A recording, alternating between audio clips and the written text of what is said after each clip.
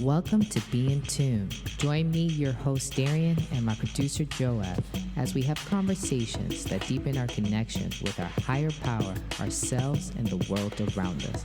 So, get ready to tune in, turn up that volume, and welcome to the Be in Tune podcast.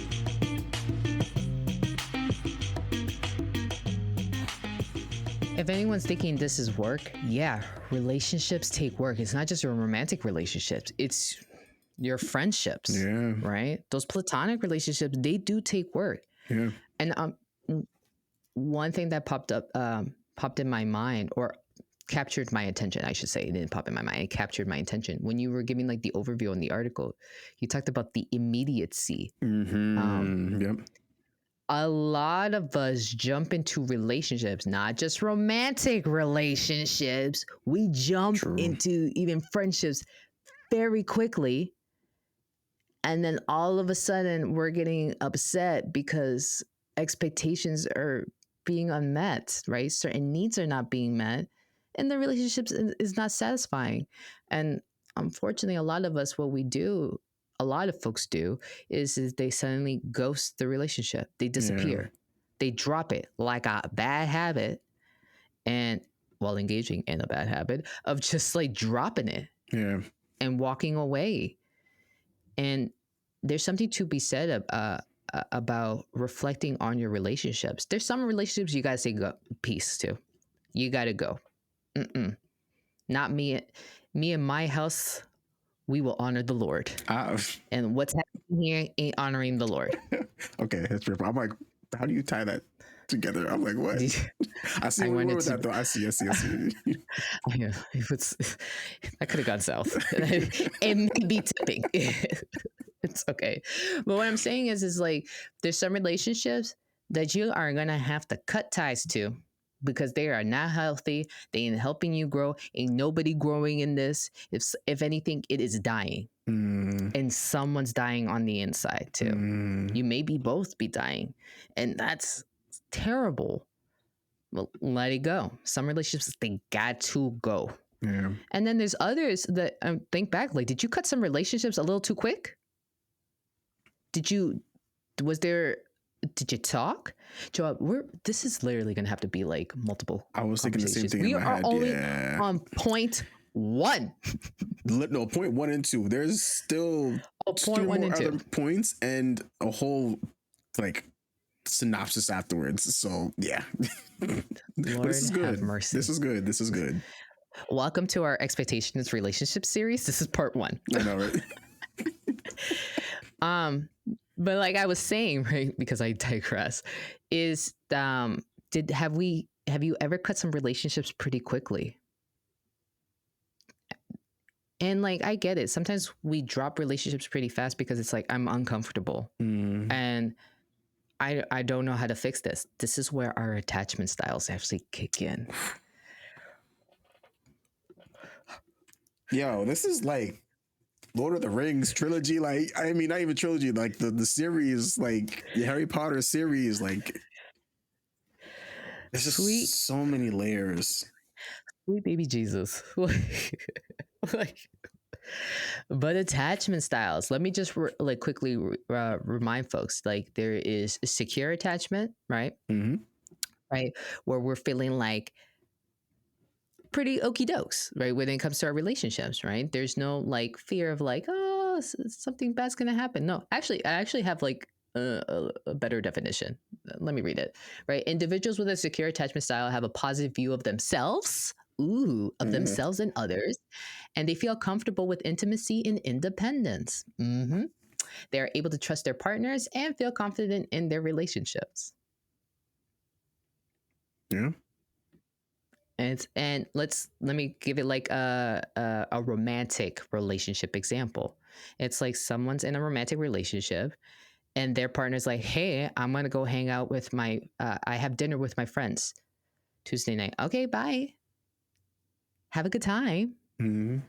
While that person's like, oh my gosh, are they seeing someone else? Are they bashing me with their friends? Do they want to end this relationship? They don't want to spend enough time with me? No, that person's just like, probably hits up their own friends. Hey, do you want to catch dinner? Oh, hey, so and so, I haven't talked to you in a while, and I actually have, I have some availability here on that Tuesday night. Or they'll catch up on laundry, something that I have to do, right? Catch up on laundry, read a book, read the article that they've been wanting to read, finally watch the YouTube video on their skincare. That's me, right? Catch up on their favorite TV show. Regardless, they're just like, okie dokes, cool. So we'll get together, or I'll call you when I get back. Perfect. Enjoy. Have a great time. But don't have a problem being away from that person and being independent. Okay, I think I hit the nail on the head on that one. Perfect. Yeah, that was good. That was good. So then now that's secure attachment. Now we have insecure attachments. Now I'm just doing a quick synopsis because I already know a lot of y'all are like taking the master level class on attachment styles, because that was like the latest thing and I love it. Continue learning and growing.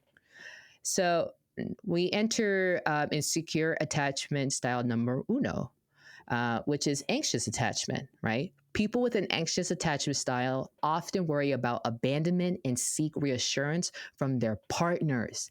They may be overly concerned with their partner's actions and feelings and may have difficulty with intimacy. So we're living our lives through our through the lens of our partner, like, and how they view us and how they feel about us, right? I don't know who I am or how I'm rolling, how I'm walking, because I need to know what this person feels and thinks about me, and are they good with me? Yeah. So there's that. The second insecure attachment style that we come up to is avoidant attachment, which is avoidant individuals tend to value independence and keep a distance from others. Can you keep you at arm's length? They may be uncomfortable with intimacy and may have difficulty trusting their partners. I think it's also fair to say, just with these two insecure attachment styles that I just discussed, definitely that the question, if you're thinking, wow, what happened to that person in their life, great question. What happened in their childhood? What experiences do they have with relationships? Yeah, it all goes back to that. It always goes back to childhood. Someone asked me, why is it always the parents' fault? I'm like, it's not always the parents' fault, but in the ways it's always the parents' fault, because the parents are the first they're caregivers. They're the first interaction with people. They're our first established relationships. So, yeah. If they weren't there, it's gonna cause some insecurities there with our relationships, right? And also depends to who was there in your environment. Sometimes some parents weren't there because they couldn't be there. For example, like if they died, right? But did someone else step in? Did we establish secure attachment because we had other relationships in our lives that showed us that kind of gave us that, right? Yeah. Good questions for you to think about, to reflect on. And let me get to the fourth and final, well, the third and final insecure attachment style. We have disorganized, right? It also can go into it also could be named as anxious avoidant too, but I like the word disorganized, and I like this definition here, which is individuals with a disorganized attachment style have experienced trauma or instability in their lives. So trauma or instability in their lives. They may have mixed behaviors in the relationships, sometimes seeking closeness and other times pushing away. One, how are you interacting with those around you? It's a good question to ask yourself. Yeah. How are your relationships? Do we have some close relationships? Do we tend to keep people at a distance? Do we do a mixture of both? I'm going to pull you in and then I'm going to suddenly push you away, right? Do we have every intention of being there and being that person that is going to be like, no, I'm here, but does something else always manage to get in the way or pull you away from this relationship? But first and foremost, you need to ask yourself, the relationships that, if you're thinking about, question, is this relationship healthy or is it toxic? Damn, these are all great questions. Really, but I feel like really good questions to ask yourself. Really good, because I'm even just like re-asking myself, like, wow, yeah. Well, you know, one thing here on our podcast, like I said it from the jump, I'm not giving you, this isn't a therapy session that's happening here. No. We're just having just really a conversation about faith, community, and our mental health. And of course, relationships definitely, like our status in our relationships 1000% contributes to the community and the mental health aspect of things. And when I'm just asking these questions, I'm not trying to sit here as like, you know, the therapist that knows all be all. No, I'm the first one to tell you. If someone asks me, are you a therapist? I don't know. You'll have to ask my clients, and I can't tell you who they are. You know what I mean? Um, I just think that these are just really awesome human questions, like really awesome questions of just like, we're always interacting with people. We don't live in the world by ourselves. Relationships are a thing. It isn't necessary for us to have relationships. A human's not meant to be alone. Right. We weren't designed that way. It even says in the Bible, man was not made to be alone. Man is not meant to be alone. Yep. So it's like based off the attachment style, you'll respond to like your personal responsibility in that relationship differently based off of the attachment style. It's a contributing factor. Yeah, I can see that. Yeah. I definitely could. Yeah. Yeah. I mean, and it makes sense because if that's all you knew, I mean, you mentioned like most of it, if not all of it, stems from childhood. That's all you knew, you know, when it comes to like how you respond or what's your personal expectation or responsibilities as one half of the relationship. Yeah, I feel like that. Yeah, I could definitely see that playing a big part in like your lens, right? I definitely could see that. Yeah. There's just like no way you can have a conversation about relationships and like attachment styles does like not come in here. Yeah. I'm thinking about the definition that I read for secure attachment, and it's like having a positive view of themselves and others. I mentioned this in the past too. The most important relationship you're going to have in life, I mean, other than with God, right, is yourself. I agree. Yeah. How are we talking to ourselves? How do we view ourselves?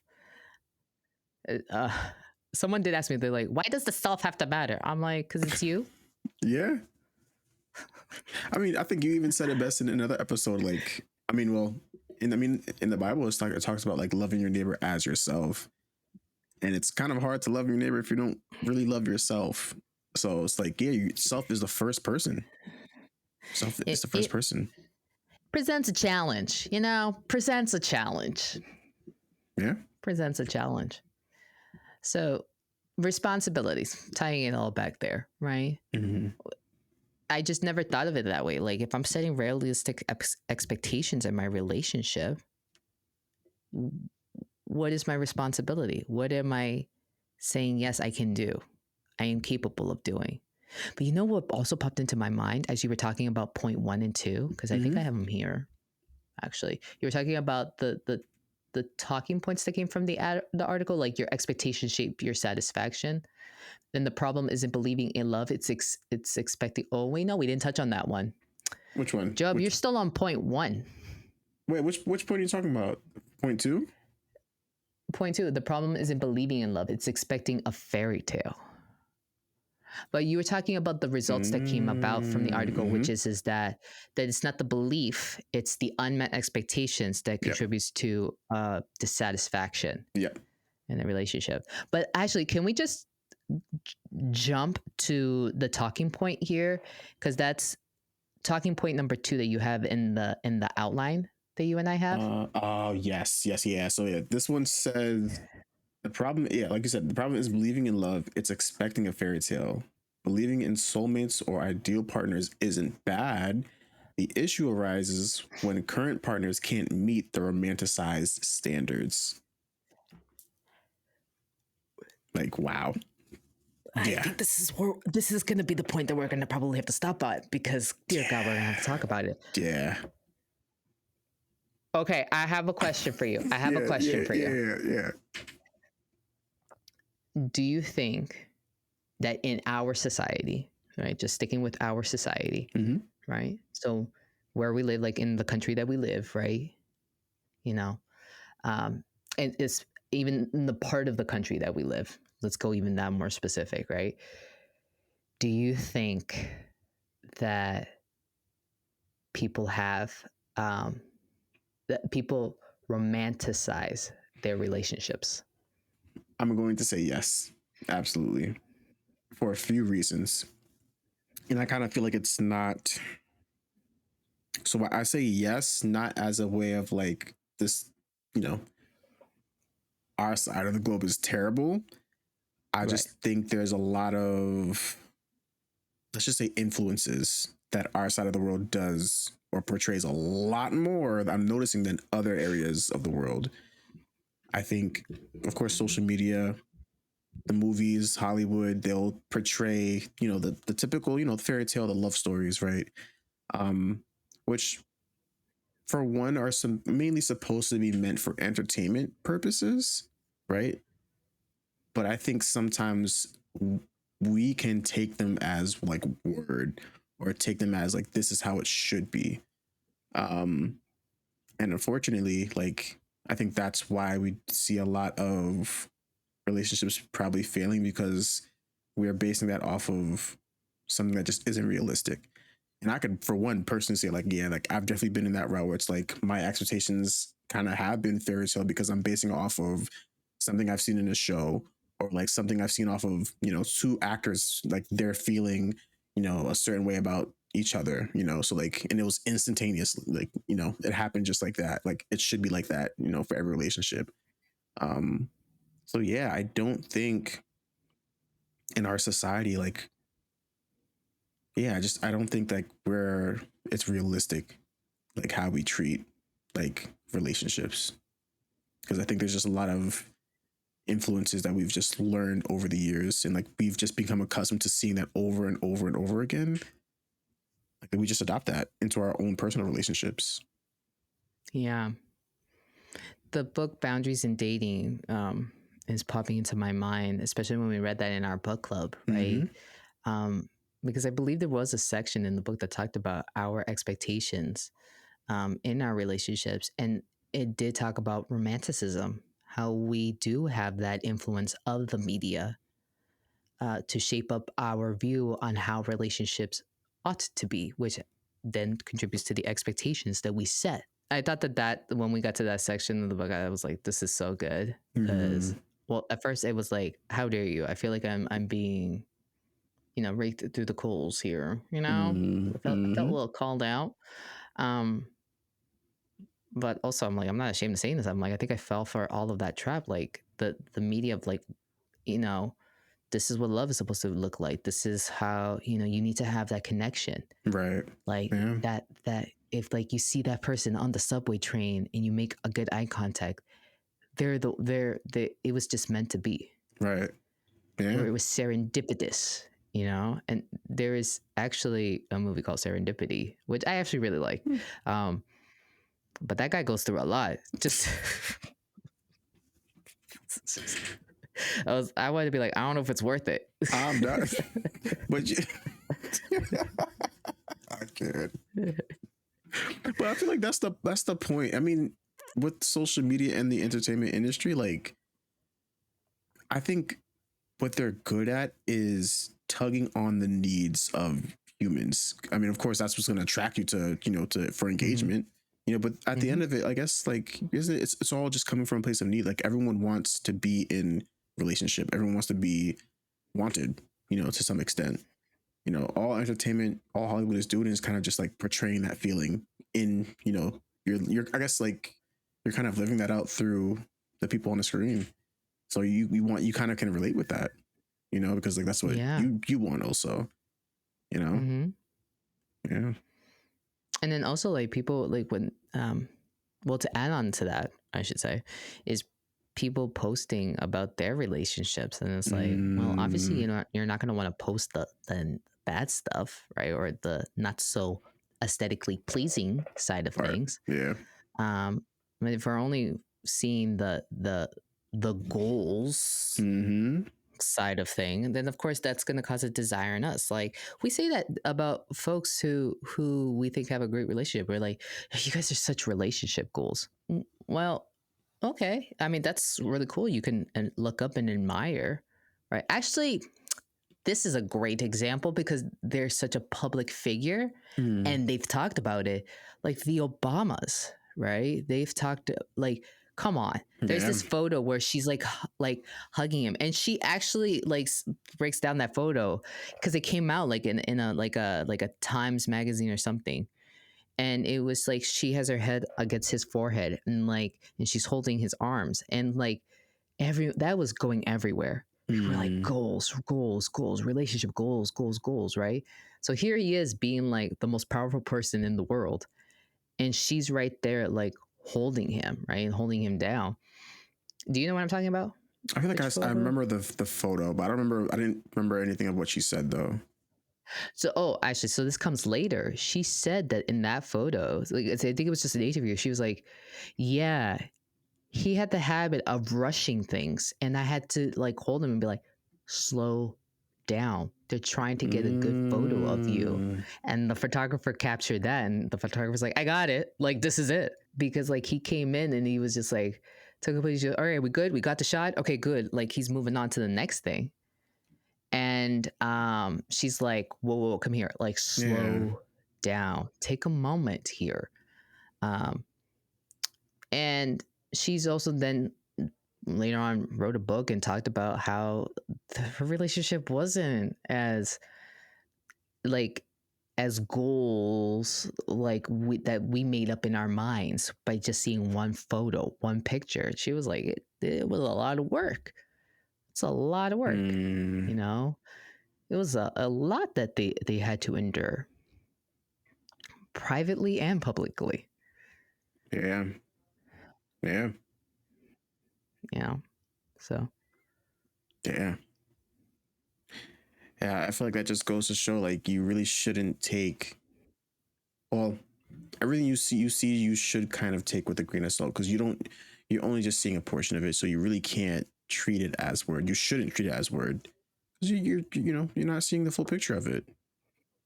You don't know the fine details, the in and outs of behind the scenes of that picture, or like that couple. If you do know a couple that right has endured, you know what I mean, like that couple in church, right, or that couple that that's like your mentor, right, or and all of that, like, and that's those are the goals right there, because it's learning that I'm going to go through tough times here, but if we're still holding hands and standing at the end of it,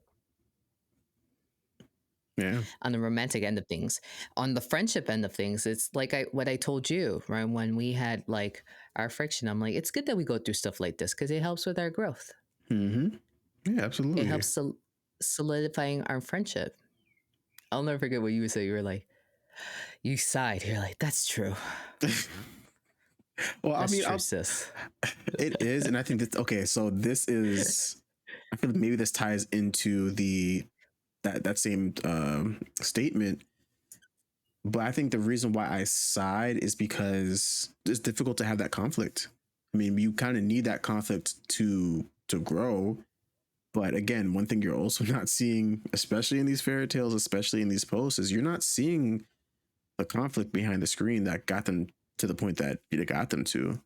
So which also adds to the of like, oh, like, this relationship can't be good because we're having so much conflict. No, like that's how relationships are supposed to be. Granted, not supposed to be toxic, but there's going to be differences, right? Like you're two different people learning how to coexist, learning how to operate and work together. There's going to be that conflict. So I think, I'm excited because like, it's difficult to like work out through those conflicts. It is not easy, but it's also true. Like you need that to grow. When I asked the questions earlier, because I know I asked a whole bunch of questions in this podcast, like in this episode, like Lord have mercy. I was like, we should have had like AI or someone be writing these down. Like, I should have like panned over here and be like, so and so, write this down, even though there's no one here. Like, but I did ask the question. I'm like, have you dropped some relationships pretty quickly? Like, have you walked away when there was conflict? And I'm not judging you for it. I just want you to know. I want to go back to that, and I just want to say I am not judging you for that at all, at all. And I'm not gonna say that was bad of you to do. Nope, I'm not judging you for that because I can understand it. I can understand it because I've done that, and I have whole degree on how to interact with people. That doesn't mean any, like, that's great. It's beautiful. It's hanging on my wall, but you know, I'm still human at the end of the day. But I understand, and I've done it because it's the easiest thing to do, because it's the quickest, most comforting thing to do. It is more comforting to not face that issue than to face it. That's real. But that comfort is only short term. You want the long term comfort, which is you got to go through that. You have to face it. Yeah. So it is a matter of asking yourself, what do I want? Do I want something short term or do I want something long term? I knew that when Joab and I had a little bit of our friction, I like how I'm telling the story. Like, people are gonna be like, "What happened?" I know, right? They'd be like, "Wait, y'all had friction? What happened?" Listen. We always be smiling with one another, and that's always going to be a thing. But when we did have a bit of a friction, I had to ask myself, do I want a short-term relief, which is to be like, forget this, or do I want a long-term relationship with Joab, like and learn how to have healthier working relationships? Because this is a partnership here, right? This podcast, Job says it all the time. He's like, it's yours. I'm just here to assist you. Absolutely. I see that. And at the same time, I'm working with you for, like, with this, right?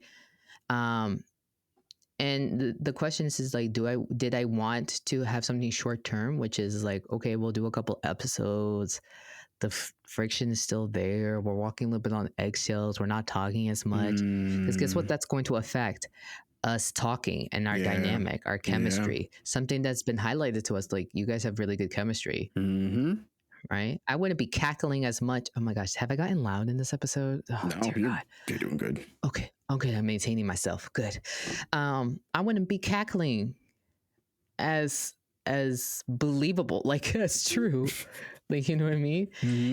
And then I really had to ask myself, I was like, do I want something short term, which is just to satisfy my own need and be like, this is too much, this is too hard, this is too difficult, we're too different, let me just let this play out for a couple of weeks, and then we'll call it a day, you know what I mean? It's all good, we tried, right? I still got love for Joel, but still pray for him, all of that usual stuff. Not to pray for him. Listen, that's the first one. No, we do that. That's the first one. Like, listen, I'm not gonna lie, I just feel like that's most Christians' cop out. I'm just gonna pray for you. Oh, that's great. You should pray. You should absolutely pray. Be connecting with the Lord. Absolutely. Please pray. And don't be surprised if God's like, and go talk to them. Right. And go apologize. Yep. And go say, I felt. Go use a coping skill and go still talk to them. Like, because, hello, love them as you would love yourself. Attachment style, anyone? Coming back to that? So, but I did have to wait. I was like, what do I want in the short term versus what do I want in the long term? In the long term, I would like to be a person that can actually maintain friendships for a while. You know what I mean? And not only that, I want to be able to say, wow, we went through something difficult, but we came out so much stronger on the other side.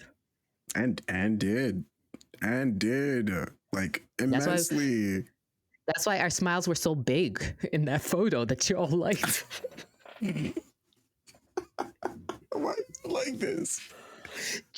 Seriously, Joab, we post really good content, and that was the one thing that I was like, unbelievable. This is the one thing that's giving an engagement. It's just they love our faces.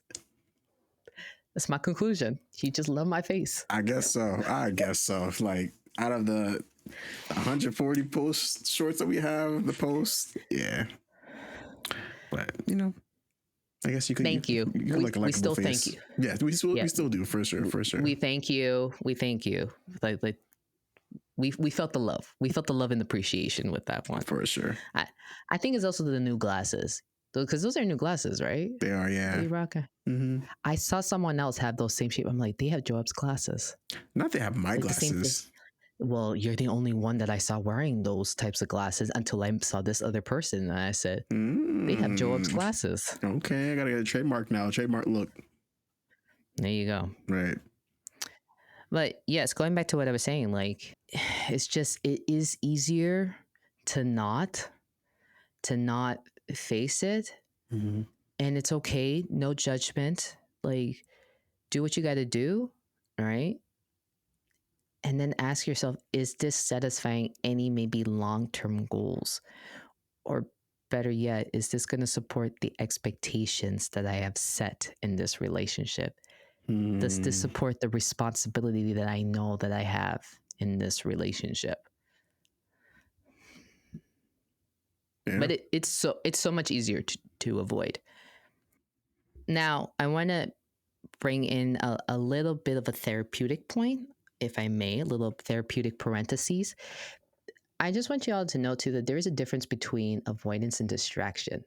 There's times that we need to take a breather, that we need to distract ourselves, right?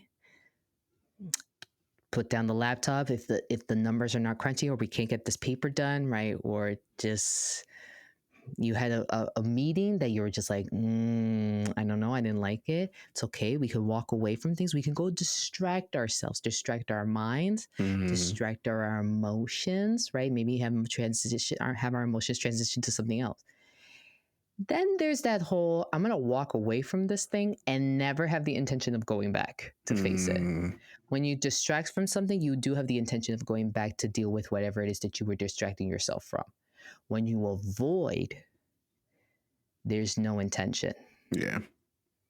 You never go back. So I just wanted to just bring that little therapeutic. That wasn't little. Point. That was not little. That was not little. I just love this.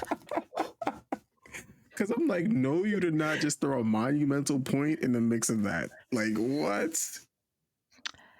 Well, I just think it's come up in it's come up in conversations that I had with other people, and when I learned that myself, I was like, oh, indeed, indeed.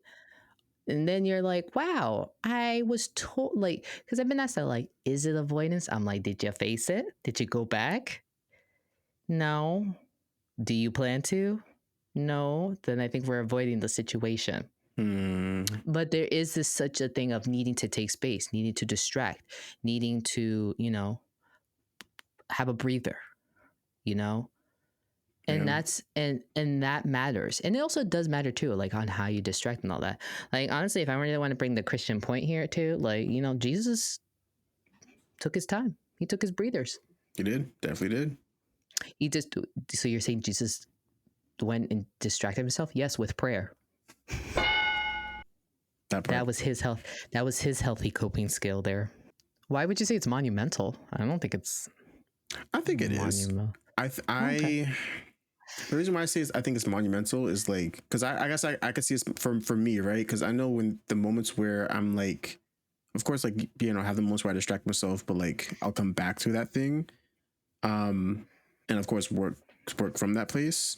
But the things that I avoid and don't have any intention to come back to, usually at some point, and I feel like that's God's way of like kind of like working it in me, because if I don't go towards it, he'll bring it, he'll put it in my path somehow, some way. Because I feel like at some point it's gonna come back up, whether in a relationship, a project, you name it. I feel like at some point it's gonna come up. It's if it's unaddressed at some point, somewhere, in some way, it might come up. I guess it kind of goes back to like what you were saying before. Like, do you want the short term, or you rather, like have a long term where it's like, you're working from a place rather than, putting a Band-Aid on it only for you to have to come back and actually like work with that. So I feel like at some point you're going to have to, and it's difficult. It is not easy. It's a challenge, but personally, I would rather go through with the pains in the short term to benefit long term. And that's not easy because I'll be honest, even currently, there are just some things even now, like I slap a band-aid on some things, and it's like, yeah, I don't got the mental facilities to handle that. But at some point, like I'm gonna have to because it's gonna come up in some way, shape, or form. So Yeah. yeah. I hear you. I'm the same way. My own therapist, shout out to her, said she's been working with me about answering this one question. Why do I say yes to everything? I said, why do you gotta ask me that? Like, why do you gotta put it that way? Gosh, she's good.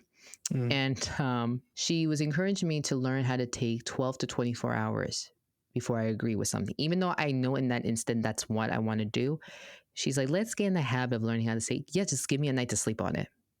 I'm interested, but just give me a night to sleep on it. She's like, because most of the time, she's like, the situation, like, it could literally wait 12 to 24 hours.